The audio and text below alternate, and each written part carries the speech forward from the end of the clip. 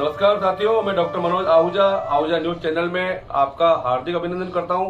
Ahuja news bulletin देखने से पहले हम आपको बता दें, हमारा न्यूज चैनल कोई प्रोफेशनल चैनल नहीं है।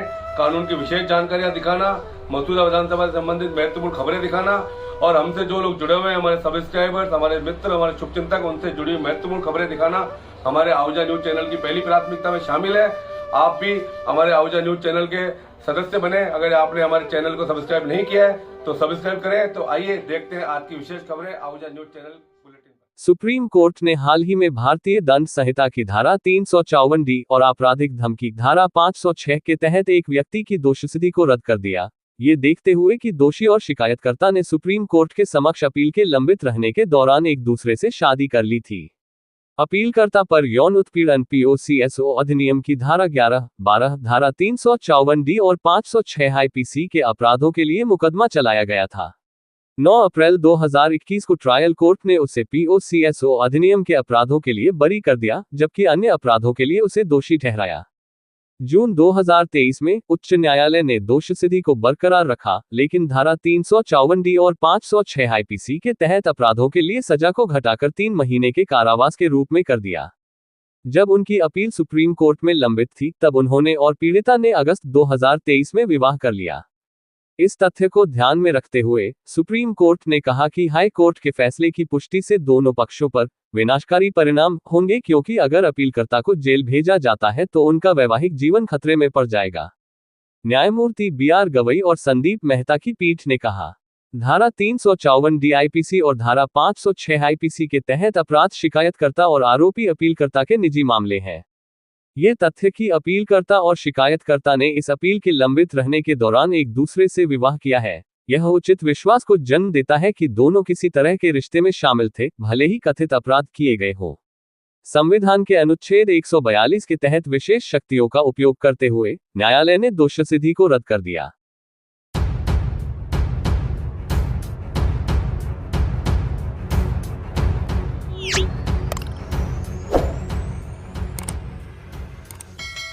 समाज द्वारा प्रतिभाशाली बच्चों को मंच पर सम्मान देकर प्रोत्साहित किया जाना अनुकरणीय कार्य है, लेकिन उन प्रतिभाशाली बच्चों की प्रतिभा अंतिम चरण तक कायम रह सके और बिना संबल के सफल मुकाम पर पहुंचने से पहले प्रतिभा दम न तोड़ दे, इसके लिए समाज को जरूरतमंद प्रतिभाशाली बच्चों के सफल होने तक जिम्मा उठाना होगा। तभी वास्तविक तौर पर हमारे समाज की प्रतिभाओं का सम्मान सार्थक साबित होगा। ये वक्तव्य विप्र सेना के राष्ट्र प्रमुख सुनील तिवारी ने सतपुलिया रोड स्थित केसरीनंदन गार्डन में आयोजित विप्र गौरव सम्मान 2024 कार्यक्रम को संबोधित होते हुए कहे।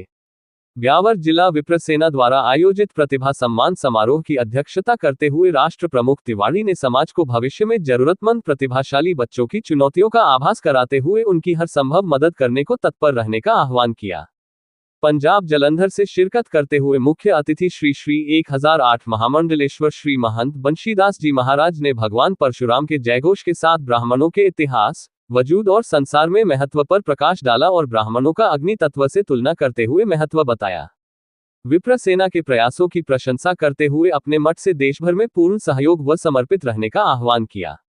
इसके अलावा कार्यक्रम को विशिष्ट अतिथि अंतर्राष्ट्रीय रामस्नेही संप्रदाय के संत केवलराम जी महाराज व प्रसन्न गणपति मंदिर महंत फतेहगिरी जी महाराज समेत ओम प्रकाश मिश्रा, एडवोकेट सुनील कौशिक, मुकेश सर्राफ अजमेर, प्रदेश कार्यकारिणी सदस्य राजेंद्र शर्मा, जिला संरक्षक एवं रमेश शर्मा, जिलाध्यक्ष मनोज व्यास, ज्वाला प्रसाद उपाध्याय समेत युवा प्रकोष्ठ जिलाध्यक्ष एवं कार्यक्रम संयोजक संजय पाराशर ने संबोधित कर ब्राह्मण समाज को एक जाजम पर आकर संगठित होने का आह्वान किया। अंत में समाज के वरिष्ठ सदस्य शंभुदयाल व्यास ने धन्यवाद ज्ञापित किया। इस अवसर पर कार्यक्रम में CP अग्निहोत्री, अनिल पाराशर, महेंद्र शर्मा, हेमंत लाटा, दिनेश शर्मा, तरुण दाधीच, विवेक दाधीच, हेमंत त्रिपाठी, गजराज आचार्य, कमल आचार्य, वैभव शर्मा, अजय स्वामी, पार्षद श्रीमती संतोष शर्मा, पार्षद त्रिलोक शर्मा, राजेश शर्मा, हंसराज शर्मा, अनिल भोजक, व्रतंजय आर्य, राजकुमार आत्रेय, मधुसूदन व्यास, CASN शर्मा, परमेश्वर पारीक, राहुल शर्मा, भुवनेश शर्मा, नरेंद्र शर्मा, PC शुक्ला, मुकेश शुक्ला, अंजलि भार्गव, संजय भार्गव, संदीप भार्गव, उर्मिला व्यास, ललिता शर्मा, रेणु भार्गव, लता शर्मा, सुलक्षणा शर्मा, निशि भार्गव समेत बड़ी संख्या में ब्राह्मण समाज के लोग मौजूद थे। 80 से ज्यादा विप्र प्रतिभाओं को मिला गौरव सम्मान। विप्र सेना द्वारा आयोजित इस कार्यक्रम में स्कूली एवं कॉलेज शिक्षा, तकनीकी शिक्षा, चिकित्सा शिक्षा, व्यावसायिक शिक्षा समेत विशिष्ट शिक्षा क्षेत्र के अलावा यूपीएससी व आरपीएससी, खेल, भरतनाट्यम व अन्य नृत्य, Guinness book of record, body building, fashion show, art, लोक कला इत्यादि क्षेत्रों में सर्वोच्च स्थान पाने वाले 80 से अधिक प्रतिभाशाली बच्चों व समाज बंधुओं का अतिथियों ने माला, साफा, स्मृति चिन्ह व प्रमाण पत्र देकर सम्मानित किया गया। कार्यक्रम के दौरान वैदिक मंत्रोच्चार के साथ पंडित नवल किशोर दाधीच के नेतृत्व में गणपति पूजन कराया गया। इसके बाद गायक कलाकार मोहित पाराशर ने गणेश वंदना, लता शर्मा एंड ग्रुप द्वारा भजन पर सामूहिक नृत्य एवं राम सीता गीत पर नृत्य प्रस्तुत किए गए। कार्यक्रम का संचालन रमेश शर्मा ने किया। बच्चों छात्रावास के लिए 4 बीघा जमीन देने की घोषणा। कार्यक्रम के दौरान अतिथि श्री सीमेंट से आए महाप्रबंधक बी.एल. शर्मा ने राजस्थान में शिक्षा का हब बनने जा रहे सीकर में शिक्षा प्राप्त करने के लिए बाहर से आने वाले ब्राह्मण समाज के बच्चों के छात्रावास के लिए 4 बीघा जमीन दान में देने की घोषणा की। इस पर विप्र सेना सुप्रीमो सुनील तिवारी एवं महामंडलेश्वर बंशीधर महाराज ने फरसा, साफा व माला पहनाकर भामाशाह बी.एल. शर्मा का अभिनंदन किया। कार्यक्रम में मौजूद सभी विप्र बंधुओं ने इस घोषणा पर करतल ध्वनि के साथ श्री शर्मा का आभार जताया। संलग्न कार्यक्रम के फोटोग्राफ। सामाजिक क्षेत्र में, चिकित्सा क्षेत्र में और अन्य क्षेत्रों में ब्राह्मण समाज का नाम गौरवान्वित किया है। उनके सम्मान के लिए भी आज ये कार्यक्रम रखा गया है। आप लोगों की मौजूदगी से यह स्पष्ट प्रतीत होता है कि हमारे बिहार के ब्राह्मण समाज के सभी सदस्य इन सभी प्रतिभाओं को अपना आशीर्वाद देने के लिए यहाँ मौजूद रहकर उनकी हौसला अफजाई के लिए जो आपने अपनी महत्वपूर्ण यहाँ पर उपस्थिति दी है, उसके लिए विप्र समाज आपका तहे दिल से स्वागत करता है। विप्र सेना के संयोजन में भले ये कार्यक्रम हो, लेकिन ये कार्यक्रम ब्राह्मण समाज के सदस्यों को साथ में लेकर के किया जा रहा है। सबसे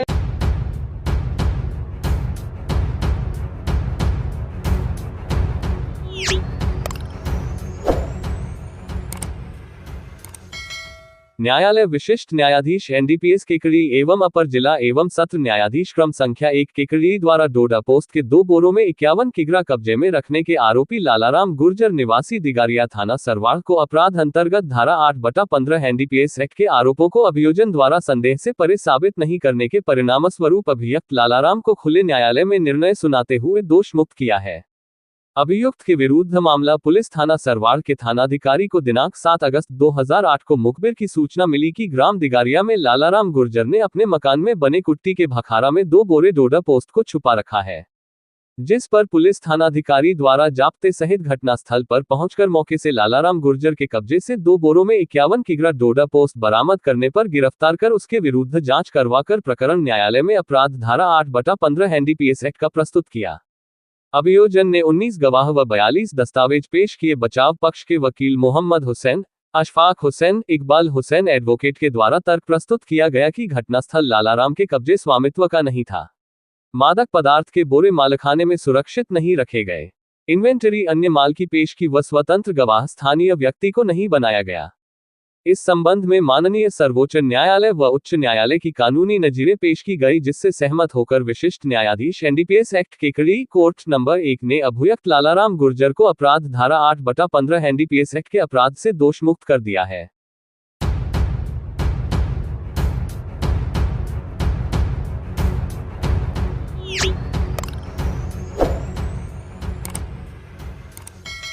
विजयनगर तहसीलदार एवं कार्यपालक मजिस्ट्रेट ने देवास ग्राम पंचायत क्षेत्र के ग्राम कानपुरा की अनुसूचित जाति की एक महिला की खातेदारी भूमि पर उच्च वर्ग के व्यक्तियों द्वारा किए गए नाजायज कब्जे को हटाने के आदेश दिए हैं।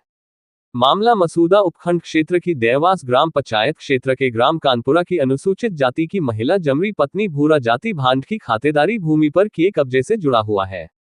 न्यायालय द्वारा दिए निर्णय के अनुसार राजस्व ग्राम कानपुरा तहसील विजयनगर के खसरा संख्या 850 व 882 खातेदार जमरी पत्नी भूरा जाति भांड की भूमि पर अन्य उच्च वर्ग के व्यक्तियों द्वारा किए गए अतिक्रमण के संबंध में न्यायालय तहसीलदार विजयनगर में धारा 183B के तहत फैसला किया गया है, जिसके क्रम में प्रार्थिया की खातेदारी भूमि से अतिक्रमण हटाया जाना है। न्यायालय ने इस संबंध में राधेश्याम शर्मा भू अभिलेख निरीक्षक रामगढ़, प्रदीप त्रिपाठी अतिरिक्त ऑफिस कानूनगो, अशोक शर्मा पटवारी देवास एवं कमलकांत शर्मा पटवारी रूपाहेली कला को पर्याप्त पुलिस जाब्ते की उपस्थिति में उक्त अतिक्रमण को हटाने की कार्यवाही किया जाना सुनिश्चित किए जाने दिए आदेश के साथ ही मसूदा थानाधिकारी को अतिक्रमण हटाने के दौरान मौके पर कानून एवं शांति व्यवस्था बनाए रखने हेतु पर्याप्त पुलिस जाब्ता उपलब्ध करवाया जाना सुनिश्चित करने के आदेश दिए।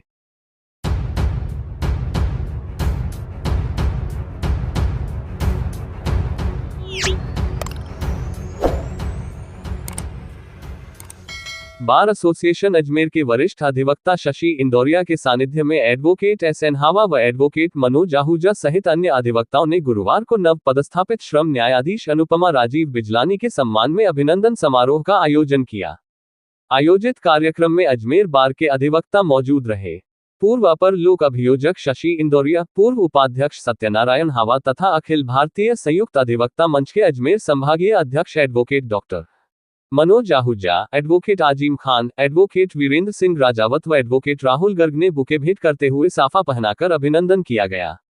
इस अवसर पर वरिष्ठ अधिवक्ता शशि इंदौरिया ने कहा कि हम सबकी यह परंपरा रही है कि हम नवपदस्थापित जज का अभिनंदन करते हैं। उसी परंपरा का निर्वहन करते हुए आज हमारे द्वारा अभिनंदन किया गया है।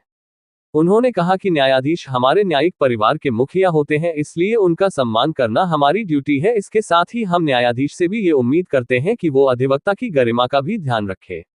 एडवोकेट मनोज आहूजा ने कहा कि बार और बेंच के सौहार्दपूर्ण रिश्ते होंगे तभी हम आमजन को न्याय रूपी प्रसाद परोस सकेंगे। उन्होंने कहा कि अजमेर के अधिवक्ताओं द्वारा न केवल ऐसे कार्यक्रम आयोजित किए जाते हैं वरन बेंच का दिल से सम्मान भी करते हैं। एडवोकेट सत्यनारायण हावा ने कहा कि अजमेर बार के अधिवक्ता सकारात्मक दृष्टिकोण के साथ काम करते हुए न्यायिक गरिमा बनाए रखने में विश्वास रखते हैं, जो परंपरा ऐसे ही चलती रहेगी। इस मौके पर जिला न्यायाधीश अनुपमा राजीव बिजलानी ने कहा कि वकालत का व्यवसाय बहुत रॉयल प्रोफेशन है। समाज हमसे बहुत उम्मीद करता है, ऐसे में हमें लोगों की आकांक्षाओं पर खरा उतरना होगा, सस्ता, सुलभ और शीघ्र न्याय की परिकल्पना को साकार करना होगा। उन्होंने कहा कि यह हमारी ड्यूटी है कि हम गांव के अंतिम छोर में बैठे व्यक्ति को न्याय दिला सकें। उन्होंने अधिवक्तागण से कहा कि गरीब व पीड़ित की मदद करना हमारी जिम्मेदारी है। किसी गरीब के पास यदि फीस के पैसे नहीं हो तो उनकी निःशुल्क पैरवी करके उसे न्याय अवश्य दिलावें। उन्होंने कहा कि जहां की बार मजबूत होती है वहां की बेंच बेहतरीन काम कर पाती है। अधिवक्ताओं की ड्यूटी है कि वो बेंच का ख्याल रखे, उनका मानसिक स्तर अच्छा रखे, जिससे कार्य में गुणात्मक सुधार हो पाता है। जो हमारे पास आता है उसका काम अच्छे से करना हमारी जिम्मेदारी है। उन्होंने कहा कि बार और बेंच के रिश्तों में मिठास रखते हुए नया रिकॉर्ड कायम करने का प्रयास करेंगे।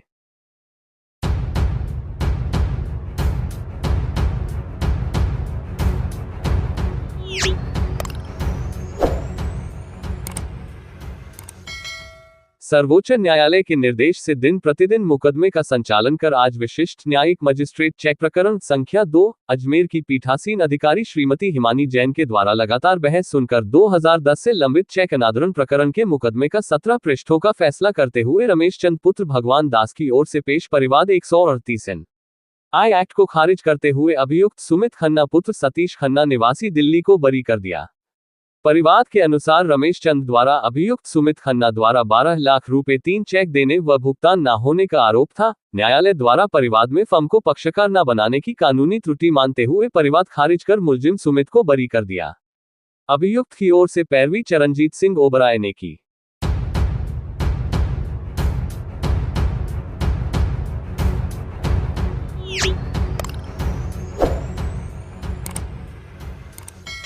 रेगर समाज की आम बैठक यहां कादेड़ा रोड स्थित संस्थान परिसर में आयोजित की गई।